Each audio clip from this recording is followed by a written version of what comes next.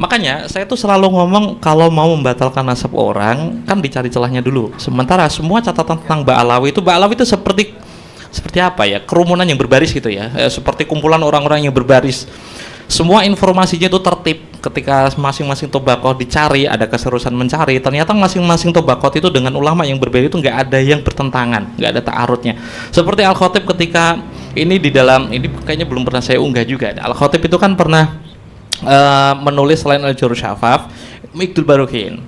Oke, silsilahnya Abul Hasan Ali bin Jadid itu ditulis sampai ke Abdullah bin Ahmad bin Isa. Clear?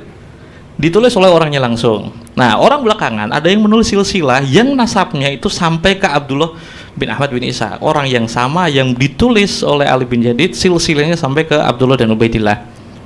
Abdurrahman Al-Khatib, silsilahnya menulis seseorang bisa masuk ya? Nggak bisa masuk. Asy-Syekhul Kabir Al-Wali Asy-Syekhir Ubaidillah, nulis langsung Ubaidillah. Ibn Syekh As-Saleh Ahmad Al-Wali Al-Masyhur Al-Anqal Ahmad bin Isa dan seterusnya dan seterusnya. Kitab itu diproduksi setelah Al-Jurus Syafaf. Oke, kita next ke Al-Jurus Syafaf, dan naskah ini juga saya yakin tidak akan dimiliki oleh para pembatal Ba'alawi ya. Mungkin yang versi yang dulu sempat saya sebarkan versi apa ya, versi 40 tahun yang lalu. Nah, mereka kan mengira kalau naskah ini itu kan naskah yang problematik, ditulis oleh orang yang majhul. Ya kalau Anda nggak tahu jangan majhul-majhulin orang gitu. Orang ini ditulis sebagai mu'arrikhul Yaman As-Siqah.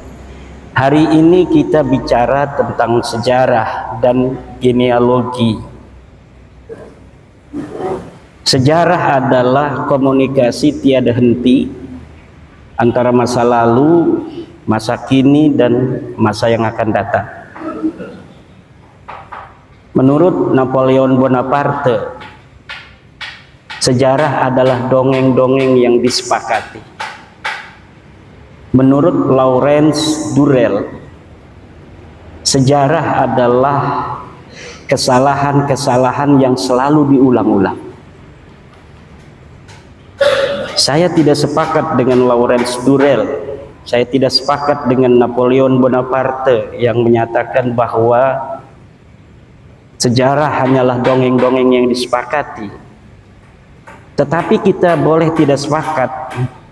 Nyatanya, faktanya, ada sejarah atau ada narasi yang hari ini kita yakini sebagai sebuah kebenaran, tetapi ketika dibuktikan secara ilmu sejarah, maka gagal total untuk dikatakan sebuah peristiwa, sebuah tokoh itu adalah betul-betul peristiwa dan tokoh yang historis. Naskah ini valid, naskah ini solid, semua argumentasinya kokoh. Di sini sudah menuliskan silsilah dari Ali Khalil Qasam sampai Ubaidillah bin Ahmad bin Isa. Lantas pertanyaannya, ketika sampai sekarang saya masih mendengar dimulai dari Al-Barqah Musyiko, dan bisa jadi naskahnya akan lebih banyak dari ini. Gimana mengklarifikasinya? Apakah mau taslim? Jika taslim, apakah mau menarik omongan? Jika mau menarik omongan, bagaimana cara kafaratnya, dosa-dosa fitnahnya? Gitu. Kiranya cukup dari saya. Assalamualaikum warahmatullahi wabarakatuh. Oke. Baik. Jadi saya pengen bertanya dulu sebenarnya. Sebelum Saudara Hanif, saya pengen bertanya. Ibnu Muqri tadi yang disampaikan oleh Abu Muhammad Syarif Al-Alawi.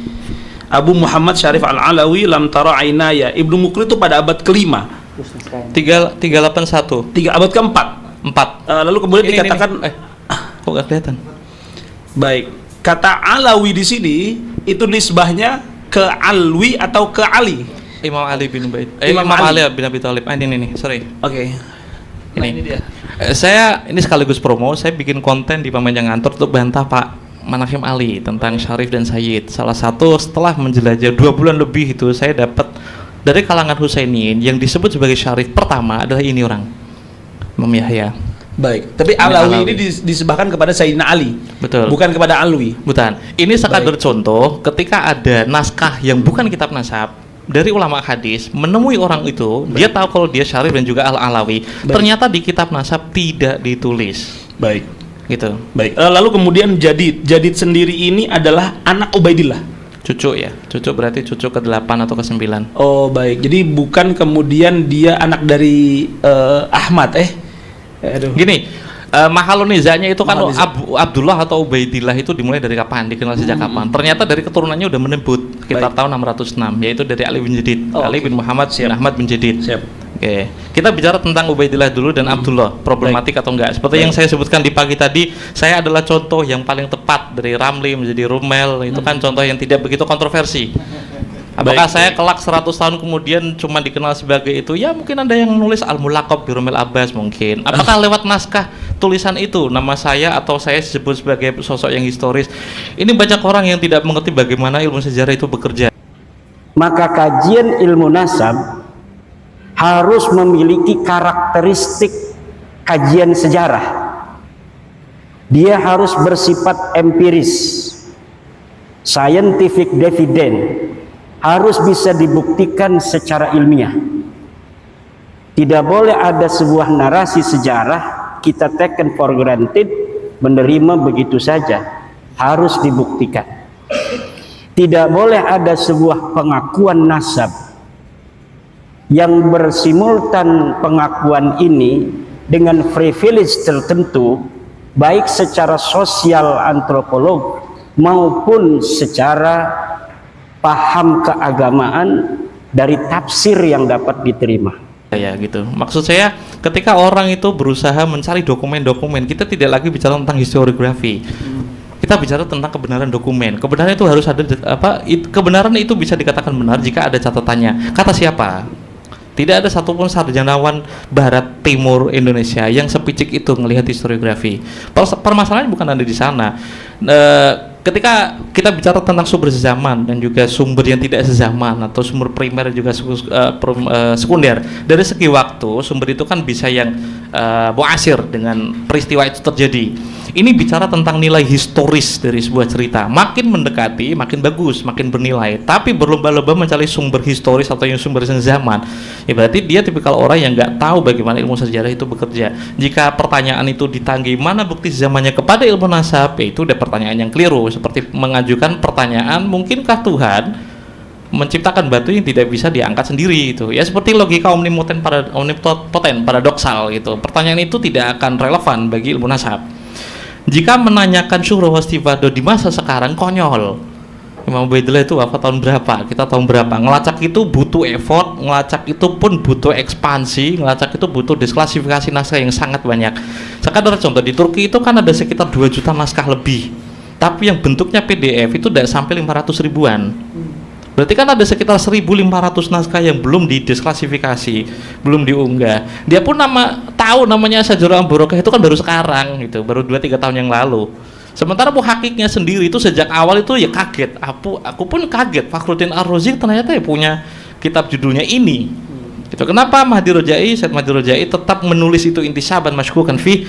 Ya karena itulah seorang peneliti, dia akan bicara atas nama naskah. Meskipun dikasih disclaimer di awal bahwa kitab ini saya intisabkan bukan karena dasar validasi yang akurat. Karena di naskah itu menyebutkan naskah ini ditulis oleh. Nanti pun kalau Ibrahim bin Mansur mentahqiq Syajarah Barokah dan diterbitkan dalam versi cetak, saya yakin itu ya muntasabnya, intisabnya kepada Ibn Nabah yang wafat tahun 828. Pertanyaannya, sanggupkah orang yang batal Mbak Alawi dengan Syajarah Barokah mempertahankan tesisnya tentang ini ditulis oleh Fakhruddin Ar-Razi? Ketika ada susunan nasab umpama tentang baginda Nabi, dia mengaku merupakan bagian dari keturunan baginda Nabi besar Muhammad sallallahu alaihi wasallam, maka kita harus uji di meja saintifik, harus dibuktikan secara ilmiah berdasarkan metodologi kajian ilmiah sejarah yang dapat diterima bersama, bukan hanya diterima oleh ahli nasab, tapi juga logika kebenarannya dapat diterima oleh semua orang. Pertanyaan tentang bukti sezaman ketika memakai metodologi ilmu nasab itu kan seperti mempertanyakan, dari pertanyaan udah keliru. Seperti pertanyaan, bisakah Tuhan menciptakan batu yang tidak bisa dia angkat sendiri? Itu bukan untuk dijawab, itu justru mengelirukan pertanyaannya. Dalam anak-anak filsafat menyebutnya itu omnipoten paradoksal. sebuah paradoks, dari sebuah omnipoten, zat yang omnipoten. Maka ketika dipakai, ketika pertanyaan itu muncul dalam metodologi ilmu nasab, itu pertanyaan yang keliru.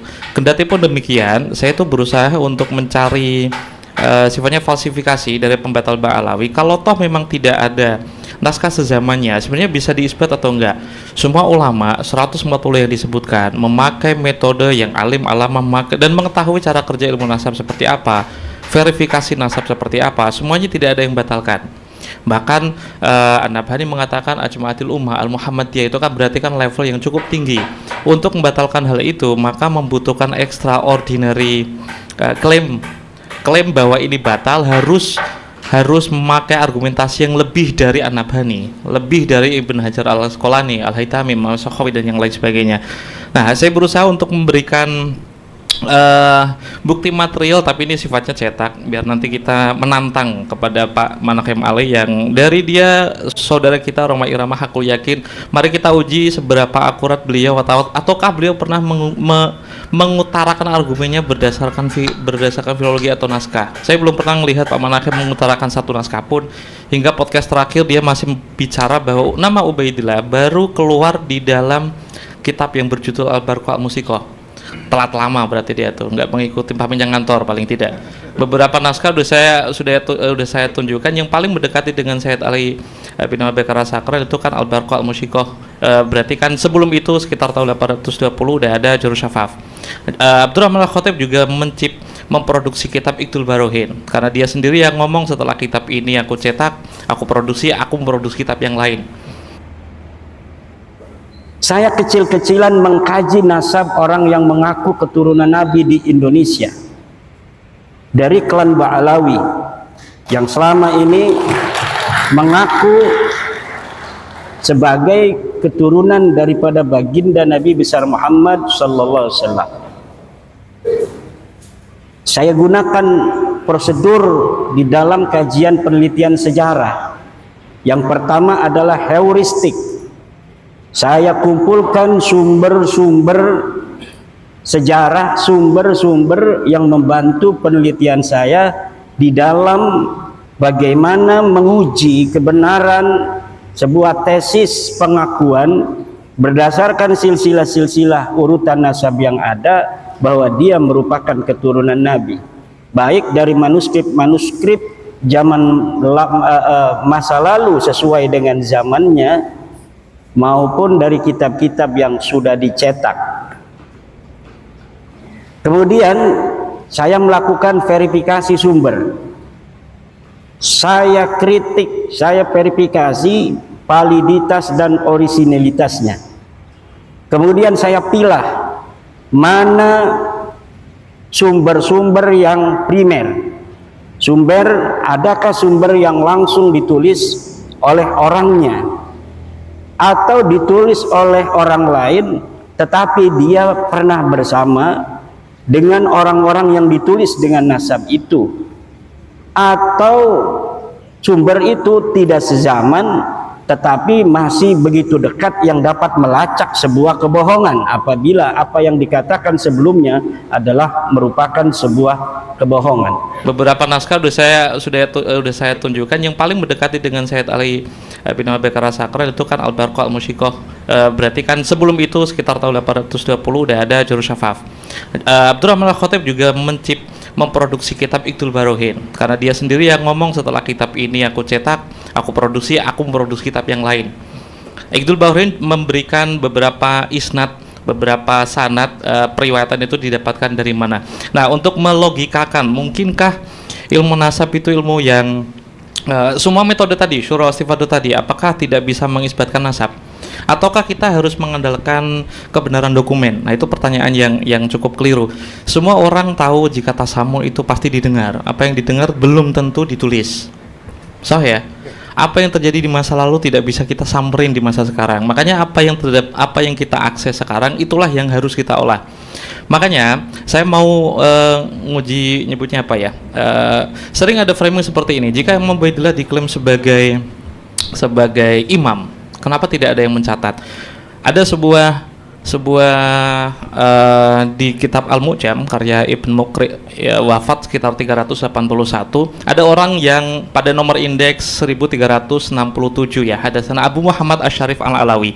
Untuk yang belum tahu, dari kalangan Husainiyin, orang pertama siapakah yang disebut atau dipanggil dengan Syarif? Yang paling jauh dalam bentuk dokumen adalah orang ini yang disebut hadatsana Abu Muhammad Asy-Syarif Al-Alawi. Jika ada penyebutan Al-Alawi yang spesifik kepada keturunan Imam Ali, dan jika ada Hasan Husain salah satunya ya dari wangsa Husainiyin, orang pertama yang dijuluki Asy-Syarif adalah ini orang. Ibn Muqri orang yang masyhur, bukan orang majhul. Beberapa kitabnya Al-Mu'jam ini pun dikutip beberapa kali di dalam Tarikh Baghdad, Al-Khatib, terus banyak yang menyebutnya sebagai ulama yang sikoh, untuk bahkan As-Sam'ani pun beberapa kali ngerujuk kitab ini. Kita uji beberapa, ada banyak contoh yang bisa saya tunjukkan, tapi saya ngasih satu aja. Ini orang yang sangat dikenal oleh Ibn Muqri minimal. Ini orang pertama yang disebut dengan julukan Asy-Syarif dari kalangan Husainiyin. Kalimat selanjutnya, walam tara ainaya fil asyraf mithlah. Bayangkan seorang ulama hadis mengatakan ada orang namanya Abu Muhammad Asy-Syarif, aku belum pernah, kedua mataku belum pernah melihat kesyarifan seperti orang ini. Silsilahnya adalah Yahya bin Muhammad bin Abdullah bin Hasan bin Husain bin Ali bin Husain bin Ali bin Abi Thalib. Coba kita bandingkan dengan kedua kitab yang dipakai oleh Kiai Imad, yaitu Tahdzibul Ansab dan juga Al-Majdi. Saya garis bawahi 1, 2, 3, 4 nama ini problematik. Saya langsung ngasih kesimpulan problematik jika memakai kitab nasab yang dipakai oleh Kiai Imad dalam pembatalan. Di dalam Tahdzibul Ansab karya Al-Ubaidili yang wafat 435, ini mohon maaf saya ke crop ya, di Auladul Hasan bin Husain Al-Asghar, semua nama yang disebutkan orang tadi Ibn Muqri di dalam Al-Mu'jam itu kira-kira nama siapa yang tidak ada? Atas, oke. Taruhlah ini menurut Musajar dari Al-Muqibun ini disebut yang Hasan Atikah. Hasan Atikah punya anak namanya Abdullah, kan gitu. Tata cara membaca nasabnya kan seperti itu. Nah, kedua nama ini problematik jika pakai itu Tahdzibul Ansab hanya nama Muhammad bin Hasan, anaknya dari Hasan Atikah itu cuma ada dua, yaitu Muhammad bin Hasan dan juga Husain bin Hasan. Orang yang sezaman dengannya, yang hidup mendapati masa hidupnya, orang yang kali pertama disebut sebagai Syarif, orang ini Al-Ubaidillah itu kan disebut sebagai Syekhus Syaraf karena menjadi tuannya para asyraf, karena pencatat awal ya yang paling lengkap dan kompleks. Kitab yang kita akses cuma satu, yaitu Tahdzibul Ansab. Tahdzibul Ansab ini diakui sebagai mukhtasar. Ada yang tidak mengakui kitab Tahdzibul Ansab sebagai mukhtasar dan kitab nasab yang syamil, sehingga ketika tidak ada di situ maka nasabnya batal. Ada orang yang sezaman dengan Al-Ubaidillah yang nasabnya itu udah pasti dia tahu, tapi ternyata tidak dicatat juga. Nah, muqabalah selanjutnya adalah dalam Al-Umari, Al-Majdi berarti Al-Umari tahun 490 beliau wafat, cuman satu anaknya yang bernama Abdullah. Oke, lolos. Hasan yang Muhammad tadi lolos. Nama ini lolos untuk Abdullah. Hasan Husain tadi lolos. Nah, coba kita bandingkan dengan kitab yang problematik yang berjudul Asy-Syajarah Al-Barakah. Nah, ini yang saya maksud tadi tuh pengen ngasih contoh redaksi yang hasr khobar muqaddam falahu minal muqibin, nah, kayak gitu ya. Ini untuk Ar-Razi kalau benar Asy-Syajarah Al-Barakah itu memang ditulis olehnya, berarti kan sekitar tahun 606. Ini masa yang cukup pendek untuk mengetahui orang pertama dari kalangan Husainiyin yang disebut sebagai asyraf awal-awal. Wa amal Hasan bin Husain Al-Asghar al-ma'ruf bitika fa'aqibuhu min rajulin wahidin wa huwa Muhammad. Apa yang bisa diambil dari sini? Minimal kita bisa tahu semua kitab nasab itu tidak bisa dipakai sebagai parameter seperti Dukcapil sekarang. Kita nggak bisa berharap banyak terhadap bukti material yang ada di masa lalu. Ketika dua kitab, taruhlah 3 kitab yang menjadi pembatalnya kan cuma ini tok kan, Asy-Syajarah Al-Barakah. Ini pun bertentangan dengan 2 kitab sebelumnya. Tahdzibul Ansab menyebutkan anaknya 2. Terus Al-Majdi menyebutkan anaknya tadi berapa ya? Al-Majdi itu menyebutkan anaknya, ini Al-Majdi. Minimal Abdullah udah kecatat. Nah, ketika dibenturkan dengan Asy-Syajarah Al-Barakah, kenapa disebut 1?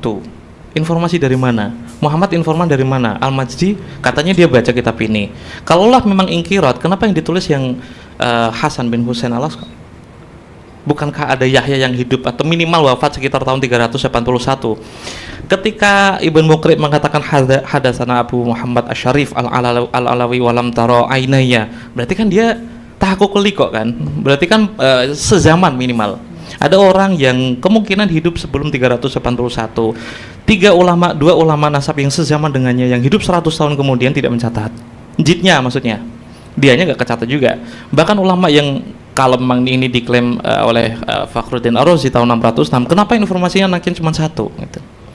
Nah itu bukti kalau semua kitab nasab itu ya nggak ihato, nggak syamil, nggak jamek manek seperti ta'rif gitu. Nah ada satu hal yang pengen saya tunjukkan, yaitu naskahnya Asy-Syajarah Al-Mubarakah konon diklaim sebagai ditulis oleh Muhammad bin Umar Ar-Razi. Itu kata Wahid bin Samsuddin, ada redaksi di halaman terakhir itu dia menukil ulang dari catatan Muhammad bin Umar Ar-Razi, makanya dia klaim ini kan Fakhruddin Ar-Razi.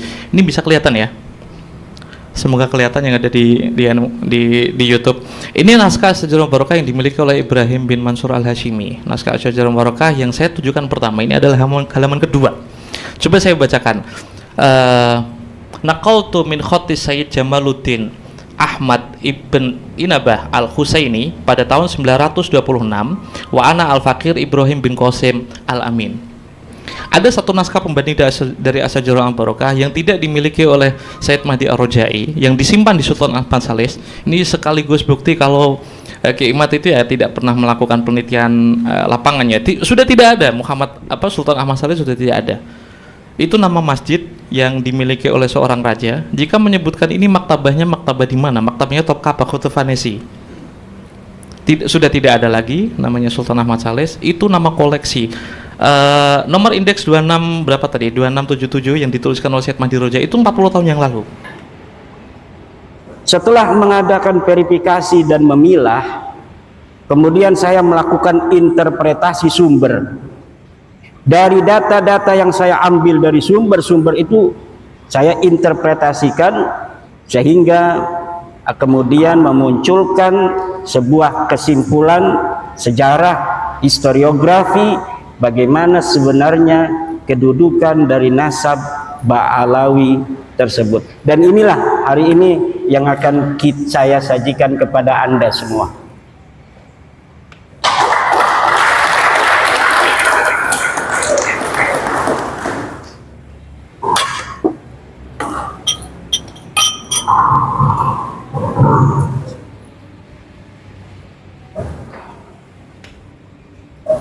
Atau sambil berdiri aja ya.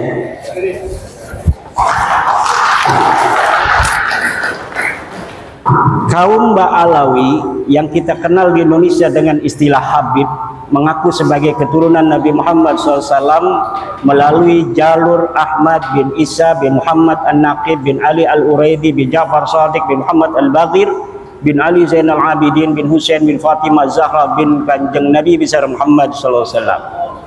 Ahmad bin Isa, ini titik poinnya. Dari sini yang diakui. Ahmad bin Isa ini wafat 345 Hijriah. Telah terkonfirmasi sebagai keturunan Nabi Muhammad SAW melalui pelacakan kitab Tahdhibul Ansab karya Al-Ubaidili yang wafat tahun 435 Hijriah. Sosok Ahmad bin Isa ini lulus tes uji petik dari kitab nasab. Kemudian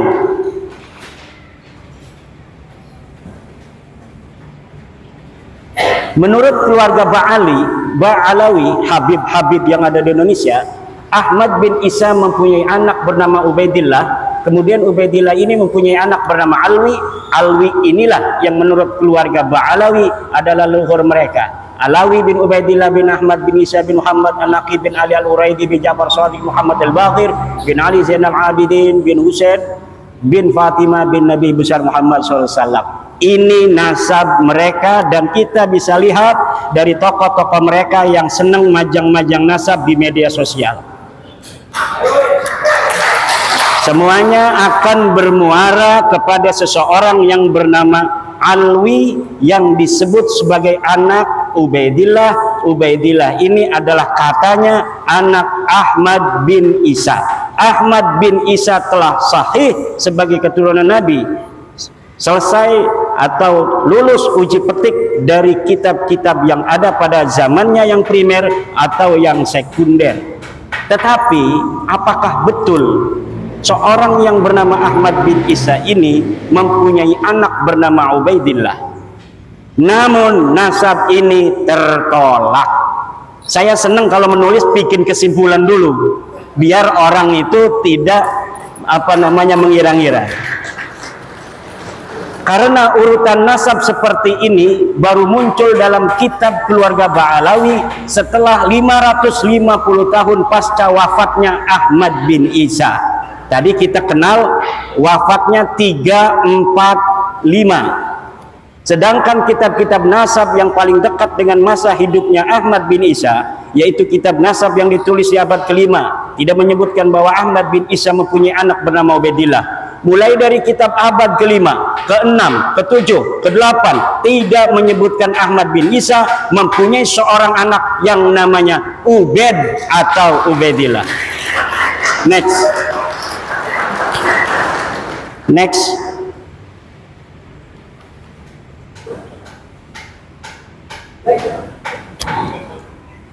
Kitab abad kelima, Muntaqilat Talibiyah, karya Abu Ismail Toba yang wafat tahun 400 Hijriah menyebutkan bahwa sebagian anak Ahmad bin Isa adalah Muhammad yang tinggal di Roy, tidak ada Ubaid.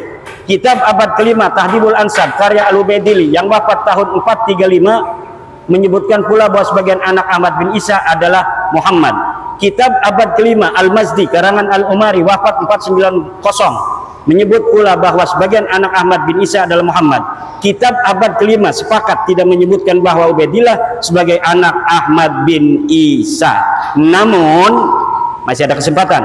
Kitab-kitab abad kelima tersebut masih membuka masuknya nama lain dari anak-anak Ahmad bin Isa, karena kalimat yang dipakai adalah kalimat yang tidak menunjukkan makna terbatas atau hasr, menggunakan kalimat sebagian dari anaknya adalah Muhammad.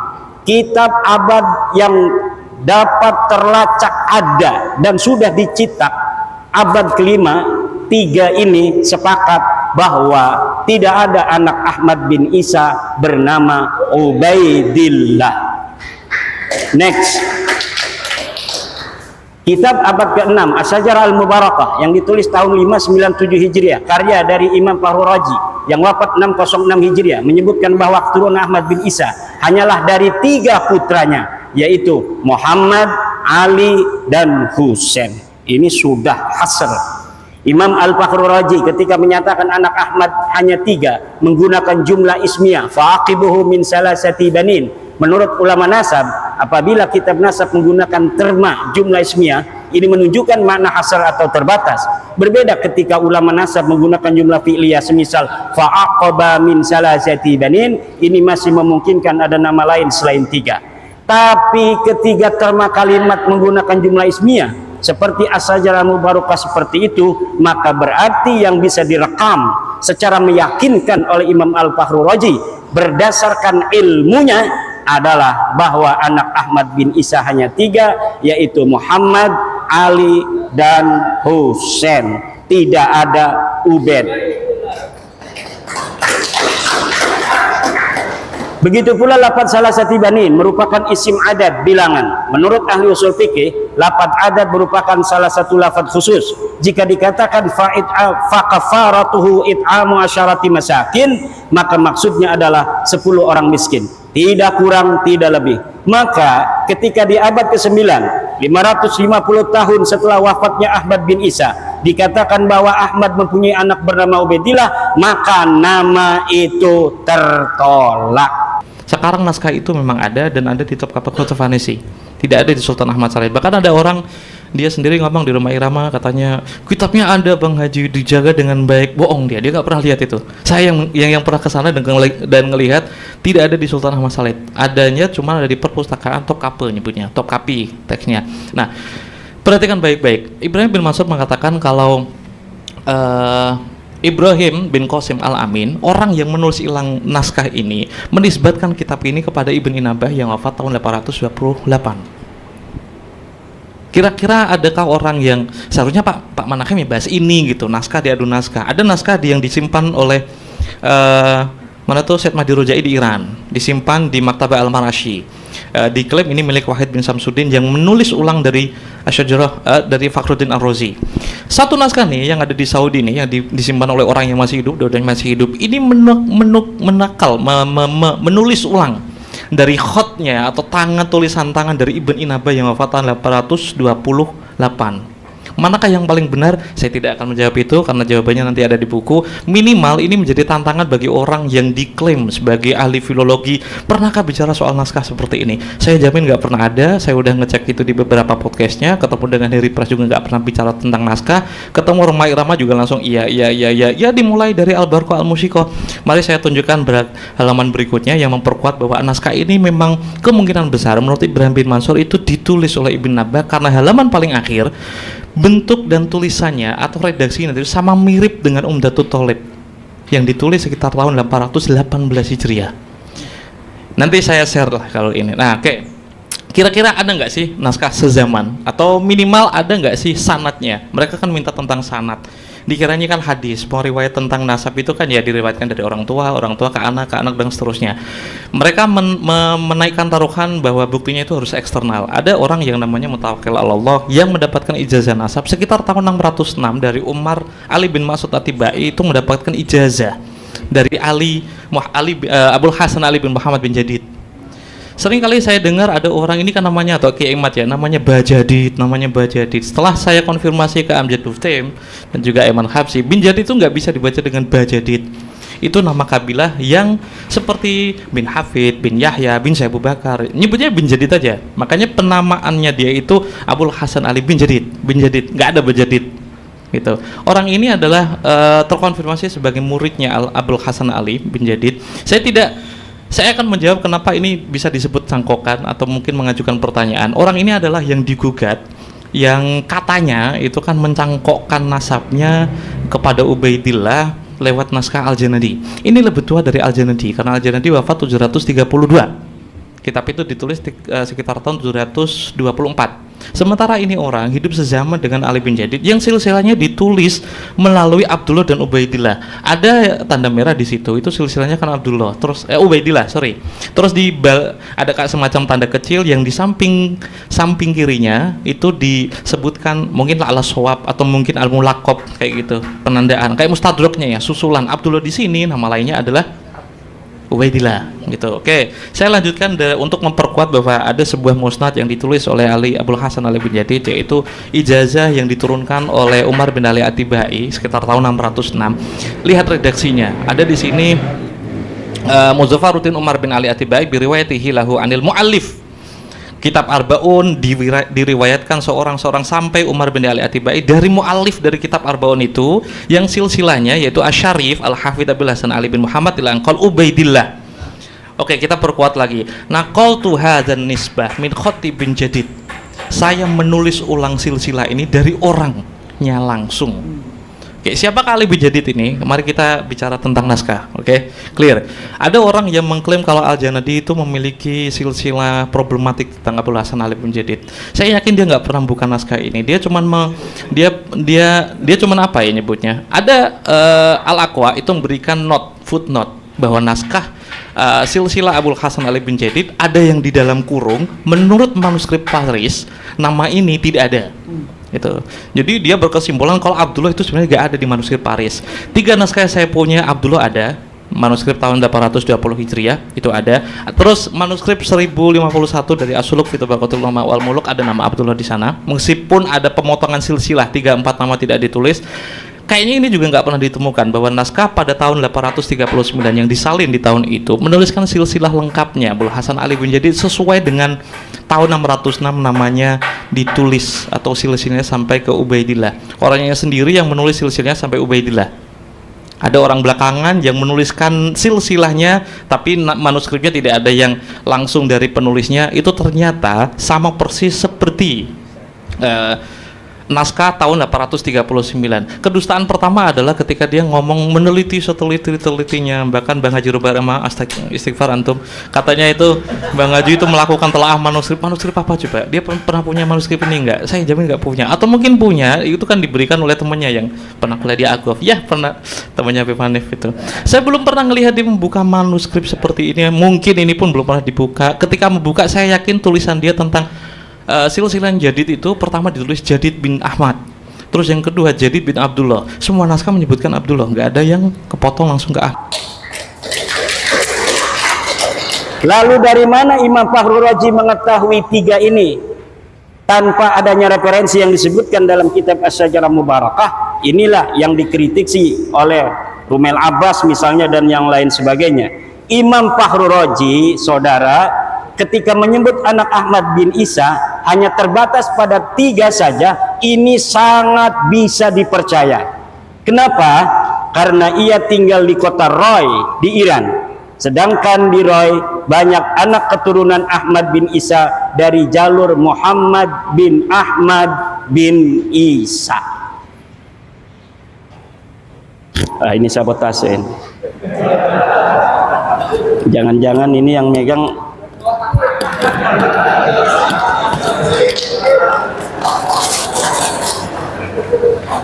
ini ada al-alnya enggak namanya nih? Al-anu gitu.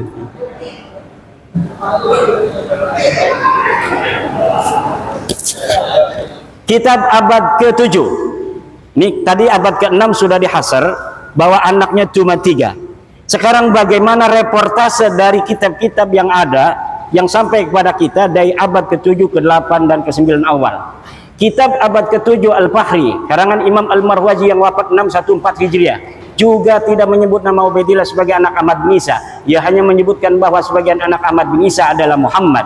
Kitab abad ke-8 Al-Asili karya At-Taqtaqi yang wafat 709 Hijriah menyatakan bahwa sebagian anak Ahmad bin Isa adalah Muhammad. Kitab abad ke-8 As-Sabatul Musan karya Ibnu Al-Araj Al-Husaini yang wafat 787 Hijriah menyatakan bahwa sebagian anak Ahmad bin Isa adalah Muhammad. Kitab abad 9 Umdatul Talib karya Ibnu Inabah yang wafat tahun 828 Hijriah menyatakan bahwa sebagian anak Ahmad bin Isa adalah Muhammad. Maka ada 8 kitab nasab yang sudah saya sebutkan yang membentang mulai dari abad ke-5, ke-6, ke-7, ke-8 dan ke-9 awal sepakat bahwa Ahmad bin Isa tidak mempunyai anak bernama Ubaidillah, dan di abad ke-6 sudah dihasar bahwa anak Ahmad bin Isa hanya 3. Maka masuknya nama Ubaidillah sebagai anak Ahmad bin Isa tidak bisa dianggap sah. Next. Kapan muncul nama Ubaidillah sebagai anak Ahmad bin Isa? Ubaidillah muncul sebagai anak Ahmad bin Isa pada abad 9 Hijriah.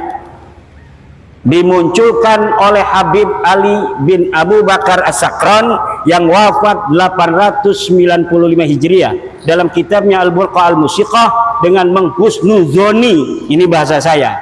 Kalau bahasa Tengku ini nggak boleh katanya husnudon itu.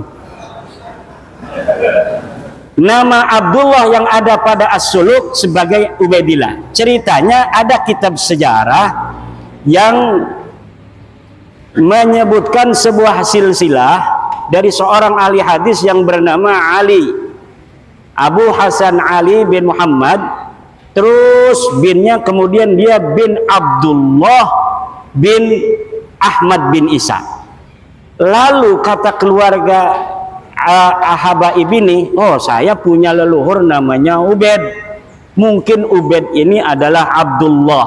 Maka kemudian diurutlah nasabnya dengan menghusnuzoni nama leluhurnya Ubaid ini sebenarnya namanya adalah Abdullah, yang kemudian ditasgir menjadi Ubaidullah. Lanjut. Ini ada keterangannya. Di tahun 732 sudah ada orang yang dicatat kitab As-Suluk sebagai anak Ahmad bin Isa. Selain dari 3 anaknya yang disebut dalam As-Sajalah Mubarakah, namanya Ali dari keluarga Bajadid Abu Alwi. Katanya ia keturunan Ahmad bin Isa dari anaknya yang bernama Abdullah. Nama lengkapnya Abu Hasan Ali bin Muhammad bin Ahmad bin Jadid bin Ali bin Muhammad bin Jadid bin Abdullah bin Ahmad bin Isa. Nama Abdullah inilah yang dihusnudzoni oleh Ali As-Sakran sebagai Ubaid, di mana leluhurnya dulu bernama Ubaid. Lalu ia memahami bahwa Ubaid ini sebenarnya Ubaidillah, dan Ubaidillah ini sebenarnya adalah Abdullah yang ditulis di kitab Suluk. Sejak itulah keluarga As-Sakran menulis silsilah leluhurnya sebagai Ba'alwi. Lalu apakah ini aman? Kita lihat. Sayangnya silsilah Ba'alwi Bajadid juga sebenarnya bermasalah, karena ternyata kitab As-Suluk ada 3 manuskrip riwayat yang berbeda. Jadi manuskrip As-Suluk yang dikarang 732 sampai kepada Ali As-Sakran 895, yang nyampe ke beliau hanya salah satu manuskrip yang dicetak daripada 3 manuskrip sebenarnya yang ada. Yang mana yang benar? Wallahu a'lam bishawab. Yang jelas ad-dalilu idza tarakahul ihtimalu saqata bihil istidlal. Sebuah dalil apabila telah masuk di dalamnya ada kemungkinan ihtimal yang tidak qat'i, maka dia tidak boleh dijadikan lagi sebagai dalil. Manuskrip pertama silsilah jadid terdapat dalam manuskrip di Paris berangkat tahun 810 Hijriah. Manuskrip itu menyebutkan bahwa Abu Hasan Ali bin Muhammad bin Ahmad bin Hadid bin Ahmad bin Isa, tidak ada nama Abdullah. Sedangkan tadi Ali As-Sakran menyambungkan nasabnya kepada Ahmad bin Isa melalui Abdullah, karena dia punya leluhur yang namanya Ubaid, kemudian dihusnudzoni sebagai Abdullah. Sekarang Abdullahnya di sini di dalam manuskrip Paris ini tidak ada. Lalu bagaimana? Ya putus, rungkad. Nah ini ada manuskrip dari Parisnya. Kalau kita bicara sejarah, harus scientific evidence yang dapat dibuktikan dalam meja ilmiah. Dari manuskrip ini, bagaimana seorang Abu Hasan Ali yang disebut As-Suluk wafat tahun 620 Hijriah. Ini Abu Hasan Ali disebut dalam kitab As-Suluk. As-Suluk ini adalah kitab sejarah yang menjadi pandoman orang-orang Yaman untuk mengurutkan silsilah keyamanan mereka hari ini. Dan ini dapat dipercaya kitab As-Suluk. Maka banyak orang-orang yang mencantolkan diri dalam sejarah asli As-Suluk agar leluhur mereka nampak menyejarah, walaupun dulunya leluhur mereka tidaklah terjadi sesuatu hal yang membanggakan dan berprestasi.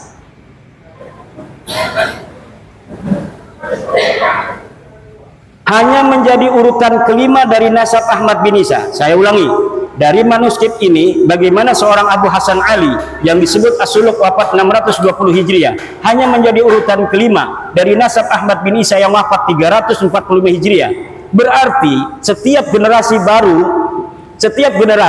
baru mempunyai anak di umur 55 tahun. Dan ini tidak masuk akal dalam ilmu genealogi, di mana setiap generasi dengan generasi berikutnya berjarak lahir dan wafat rata-rata harusnya 33 tahun. Dan dengan manuskrip ini, cantolan Habib Ali As-Sakran menjadi bias dan tidak sah. Karena apa? Karena Habib Ali As-Sakran mencantolkan keluarganya ke Ba'alawi karena ada nama Abdullah yang disebut As-Suluk. Sedangkan di dalam manuskrip As-Suluk versi Paris ini, Abdullahnya teaya. Silakan. Next. Manuskrip kedua As-Suluk. Manuskrip kedua As-Suluk silsilah jadid adalah Abu Hasan Ali bin Muhammad bin Ahmad bin Hadid bin Abdullah bin Ahmad bin Isa. Dalam manuskrip dua ini nama Abdullah memang ada, namun jumlah nama hanya 6. Ada tambahan nama Abdullah dari versi manuskrip yang pertama. Perkiraan jarak wafat dan lahir antara nama-nama itu 45 tahun. Walau lebih muda dari manuskrip sebelumnya, tetapi tidak masuk akal. Ditambah dari sini dipahami bahwa nasab Bajadid ini mudtoribah, berubah-ubah, yang menunjukkan bahwa nasabnya ada masalah, sulit untuk dikatakan sahih. Lanjut.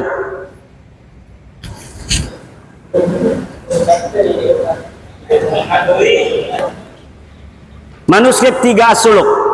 Manuskrip 3 As-Suluk silsilah hadid adalah atau jadid Abu Hasan Ali bin Muhammad bin Ahmad bin Hadid bin Ali Muhammad bin Hadid bin Abdullah bin Ahmad bin Isa. Silsilah inilah yang dicetak dan ditahqiq oleh Al-Aqwa tanpa menyebutkan dari versi manuskrip manakah silsilah ini diambil. Bisa jadi silsilah semacam ini tidak ada dalam manuskrip manapun. Ia mentahqiqnya dan menambahinya berdasar pengetahuannya dari literasi Ba'alawi saat ini. Jika manuskrip pertama yang sahih, maka pencantolan Habib Ali As-Sakran gagal total, karena nasab Ba'alawi saat ini adalah furu' dari usul nasab Bajadid. Ketika usulnya batal, maka furu'nya juga batal.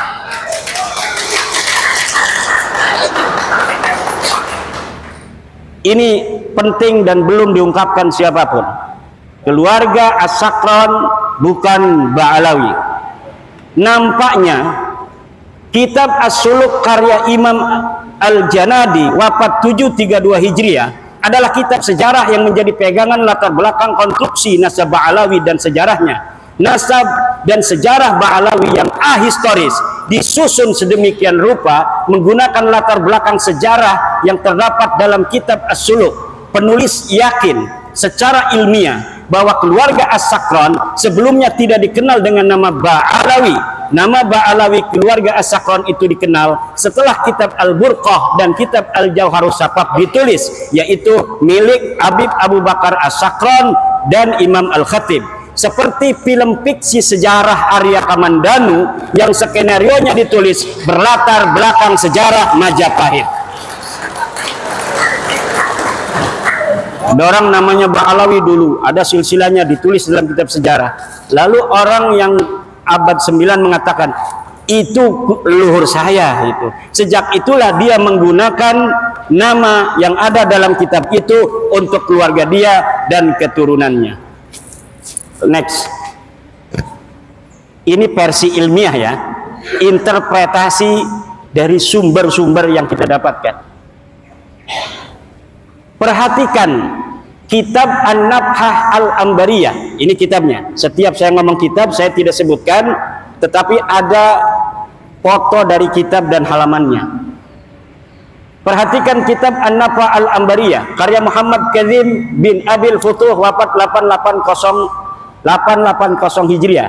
Dalam kitab itu di halaman 53 disebutkan bahwa Banu Abi Alwi adalah Abu Alwi bin Abil Jadid bin Ali bin Muhammad bin Ahmad bin Jadid. Dalam kitab itu, ulama yang hidup di abad 9 dan tinggal di Yaman sama sekali tidak menyebut nama-nama keluarga Ali As-Sakran yang ada pada masa itu atau sebelumnya, seperti Faqih Muqaddam Muhammad Shahib Mirbad sebagai Ba'alawi. Ia hanya menyebut keluarga Jadid. Padahal pengarang kitab An-Nabhah Al-Ambariyah ini hidup semasa dengan Ali As-Sakran. Kalau pada masa itu dan sebelumnya keluarga Habib Ali As-Sakran dikenal sebagai Ba'alawi, tentunya Muhammad Kazim akan menulis contoh-contoh Ba'alawi selain dari Jadid disebutkan, yaitu dari keluarga-keluarga Faqih Muqaddam dan sebagainya. Ini membuktikan bahwa keluarga Ba'alawi yang terkenal itu hanyalah dari keluarga Jadid. Keluarga Ali As-Sakran dan leluhurnya sebelumnya bukan keluarga Ba'alawi. Jika keluarga As-Sakran dikenal dengan nama Ba'alawi, tentu Abil Futuh yang hidup sejaman dengan As-Sakran akan menyebut minimal satu nama yang mengindikasikan bahwa keluarga As-Sakran adalah bagian dari Ba'alawi. Perhatikan kitab An-Nabhah Al-Ambariyah halaman 53. Di sini nggak kelihatan, silahkan di Google saja. Next. As-Sakran hanya bisa menyebut dua nama keluarga Jadid. Habib Ali As-Sakran yang mengatakan bahwa Jadid yang ada dalam kitab sejarah itu As-Suluk adalah saudara dari Alwi, leluhur dia, hanya bisa menyebutkan dua nama keluarga Jadid. Dua nama itu persis sama dengan yang disebut kitab As-Suluk, yaitu Abu Hasan Ali dan Abdul Malik yang berketurunan di India. Jika Jadid adalah betul-betul saudara Alwi, leluhurnya yang ditulis, dan ini pun saya yakin tidak ada orangnya, tentu akan banyak nama-nama selain keduanya yang diketahui Ali As-Sakran. Tapi mengapa As-Sakran seperti orang asing di keluarga Bajadid, hanya mengetahui 2 nama dari keluarga Bajadid yang diketahui dari kitab As-Suluk, yang bukan hanya diketahui oleh dia, kita juga mengetahui bahwa keluarga Jadid mempunyai 2 nama yang tertulis dalam sejarah, yaitu Abu Hasan Ali dan Abdul Malik. Apa bedanya saya dengan dia? Sama-sama mempunyai 2 nama saja, padahal dia mengaku sebagai keluarga besarnya. Silakan. Makam Ahmad bin Isa ditemukan setelah 602 tahun. Ahmad bin Isa yang wafat tahun 345 Hijriah, makamnya hari ini berada di Husaisah. Lalu apakah makam itu sudah dikenal sejak tahun wafatnya itu, yaitu 345? Al-Janadi 732 Hijriah tidak merekam adanya makam Ahmad bin Isa, padahal ia sejarawan yang rajin mencatat nama-nama makam yang diziarahi dan dianggap berkah. Artinya pada tahun 732 Hijriah itu, makam Ahmad bin Isa belum dikenal seperti saat ini. Telah berjarak 387 tahun sejak wafatnya, makam Ahmad bin Isa belum dikenal orang. Ini dalam reportase As-Suluk yang rajin jarah-jarahin makam, tetapi dia mencatat nama makam-makam lain, tidak mencatat nama Ahmad bin Isa yang katanya sudah wafat 345 Hijriah di Yaman. Ini orang Yaman, Al-Janadi. Syekh Ahmad bin Hasan Muallim menyatakan, tidak ada dalam sejarah Yaman makam diagungkan yang di atasnya ada mashhad dan masjid sampai separuh abad 5, kecuali yang disebut sebagai Masjid Syahidain di San'a, Al-Kuburiyah fil Yaman 176. Lalu kapan berita bahwa Ahmad bin Isa ini dimakamkan di Husaisah? Berita awal yang didapatkan adalah Ba Makhrama 947 Hijriah dalam kitabnya Qaladatun Nahar fi Wafayat A'yanid Dahr disebutkan bahwa makam Ahmad bin Isa di Husaisah. Qaladatun Nahar fi Wafayat A'yanid Dahr 2/518 Asy-Syamilah. Berarti berita bahwa Ahmad bin Isa dimakamkan di Husaisah baru setelah 602 tahun setelah wafatnya Ahmad bin Isa. Kitab tersebut pula menyebutkan bahwa keyakinan makam Ahmad bin Isa di Husaisah itu karena Habib Abdurrahman bin Muhammad berziarah di situ dengan isyarah adanya cahaya yang nampak di atas sananya. Jadi ditemukannya makam itu setelah ratusan tahun bukan karena adanya kitab sejaman yang menyebutkannya, tetapi berdasarkan isyarah spiritual. Diceritakan di situ bagaimana cara menemukannya, yaitu dengan meminta doa kemudian melihat cahaya.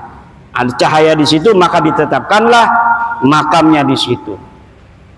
Dan sekarang banyak terjadi seperti itu, makam-makam baru yang dulunya kita tidak mengetahui pernah ada makam di situ, kemudian sekarang ada makam. Ini masih mending, tidak merampok siapa-siapa, dia hanya berbohong. Makamnya sudah ada namanya, kemudian namanya dibelokin kemana-mana, tidak sesuai dengan tradisi riwayat dari keluarganya sendiri.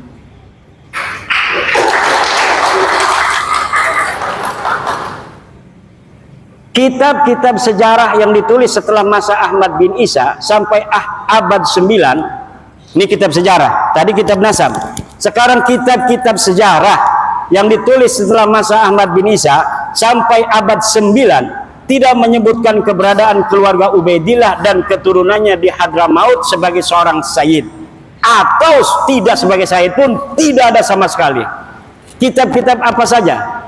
Tarikh Musallam Al-Lahaji wafat 545 Hijriah, belum dicetak, tapi manuskripnya saya punya.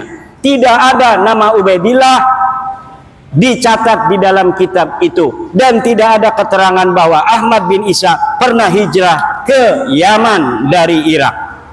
Tabaqat Ibnu Samurah wafat 586 Hijriah. Tarfatul Ashab, nah ini Ibnu Samurah sering sekali namanya dicatut dalam kitab-kitab Ba'alawi semacam Syamsud Dhahirah dan kitab-kitab yang lainnya, Al-Ghurar, kemudian kitab Hidmatul Ashirah, bahwa Ibnu Samurah pernah mengisbat silsilah nasab Ba'alawi pada masanya. Tetapi ketika kitabnya yang bernama Tabaqatul Fuqaha saya cari dari awal sampai akhir, tidak ada satupun Ibnu Samurah menyatakan bahwa dia mengisbat nama keluarga Ba'alawi sebagai sayyid, apalagi mengisbat menyebut nama dari satu keluarga Ba'alawi pun tidak ada. Next. Kesimpulan, para habaib yang sekarang kita kenal bukanlah keluarga Ba'alawi yang dikenal di abad 7 dalam kitab-kitab sejarah. Keluarga Ba'alawi adalah keluarga jadid yang disebut dalam kitab As-Suluk 732 Hijriah yang terputus dari Nabi Muhammad SAW karena Abdullah bukanlah anak Ahmad bin Isa. Para habaib nasabnya terputus dari Nabi Muhammad SAW karena Ubaidillah bukanlah anak Ahmad bin Isa. Jadi Ba'alawi sendiri yang ada dalam kitab itu tertolak sebagai keluarga Nabi karena Abdullah bukanlah anak dari Ahmad bin Isa berdasarkan kitab-kitab abad ke-6 dan abad ke-5. Kemudian ada orang nyantol kepada nama itu. Ya, yang dicantolnya itu rungkat, dianya ikut rungkat.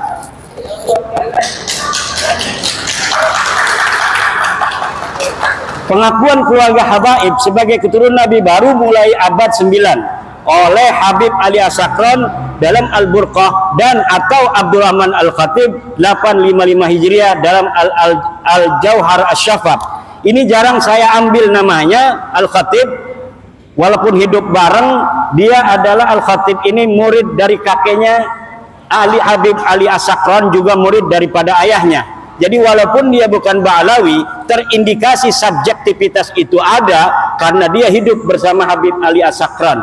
Dan kitab Al-Jauharus Syafaf ini belum dicetak sampai sekarang. Dia bagaikan sebuah kitab sakti yang tidak boleh dilihat oleh siapapun, tetapi sering diambil oleh kalangan Ba'alawi untuk membela nasabnya. Jadi kita tidak bisa untuk melihatnya, tetapi dia mengutipnya. Bagaimana sebuah dalil hanya bisa diketahui oleh mereka, kemudian didalilkan kepada kita tanpa kita bisa memverifikasi, tanpa kita bisa memvalidasi, tanpa kita tahu originalitasnya seperti apa. Jadi ini namanya senjata yang sangat canggih, yang bisa untuk membacok tapi kita nggak bisa melihatnya. Kitab-kitab yang lebih muda dari As-Sajarah Al-Mubarakah 606 yang menyebutkan bahwa Ba'alawi habaib tersambung nasabnya kepada Rasulullah tertolak karena hanya mengutip dari Al-Burqah dan Al-Jauhar kitab abad 9 Hijriah. Next. Terakhir, usaha yang perlu ditempuh habaib agar nasabnya tersambung. Saya kasih clue-clue. Seorang yang meneliti ya harus begitu kan. Kita bukan karena tendensi subjektivitas dan sebagainya, enggak, kita ilmiah aja. Para pendukung nasab Ba'alawi habaib untuk tersambung nasab mereka harus menyajikan kitab yang lebih tua dari As-Sajarah Al-Mubarakah yang menyatakan bahwa 1. Ahmad bin Isa mempunyai anak bernama Ubaidillah. 2. Ubaidillah mempunyai anak bernama Alwi. Untuk bisa dikatakan bahwa para habaib sekarang ini tersambung kepada keluarga Ba'alawi, maka harus menyajikan kitab yang lebih tua dari As-Suluk yang menyebutkan bahwa Jadid mempunyai saudara bernama Alwi. Jika 3 pertanyaan itu tidak terjawab, dan yakin tidak akan terjawab kecuali bikin manuskrip palsu, maka para habaib bukanlah keturunan dari Nabi besar Muhammad sallallahu alaihi wasallam. Mau Said, mau saudara bebas. Baik.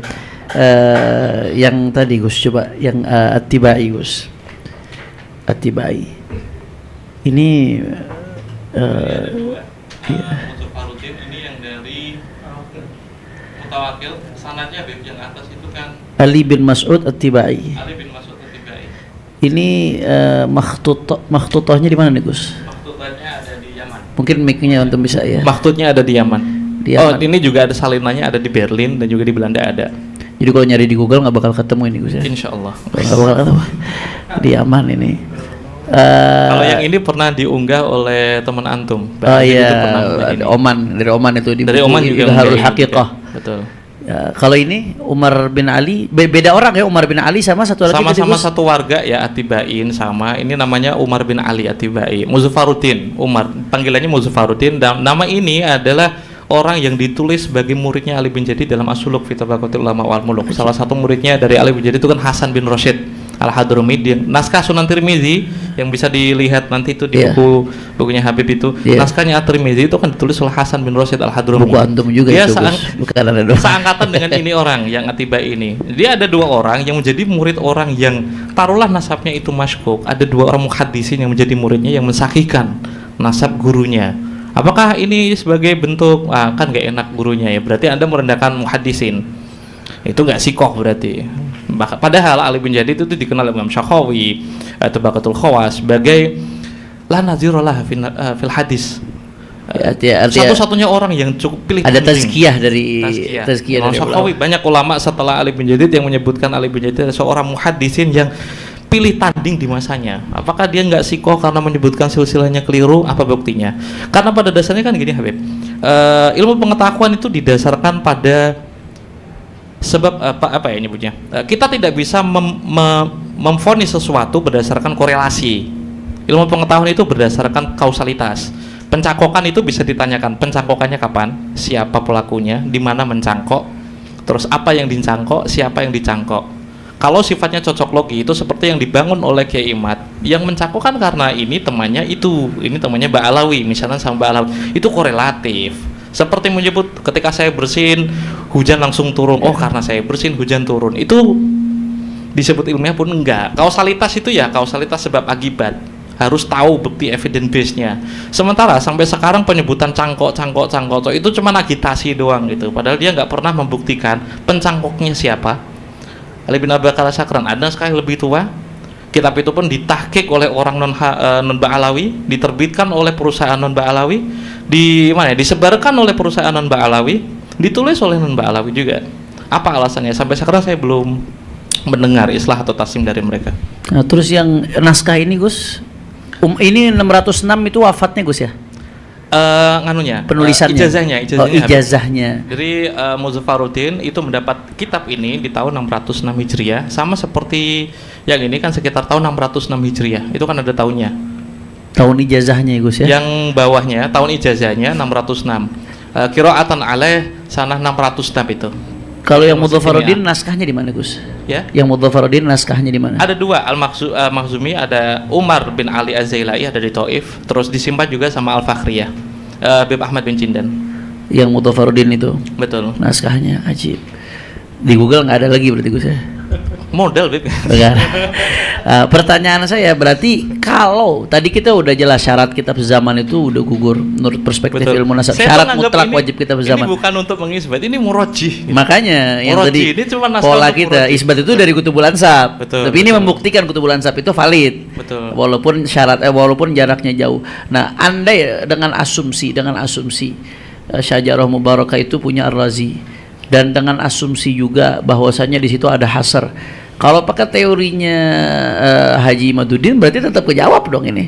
Sangat kejawab berarti Ya, dari kan dia sini minta yang lebih tua. lebih tua. Jika memang itu benar ditulis oleh Ibn Inabah, ya sangat Apalagi? gitu. Apalagi? Tinggal nanti beliau bisa menjawab, dan saya tuh Itu berharap jawabannya itu bukan iftirat tuh, lisan. itu udah asumsi atas sebuah kesalahan. Saya- Tetap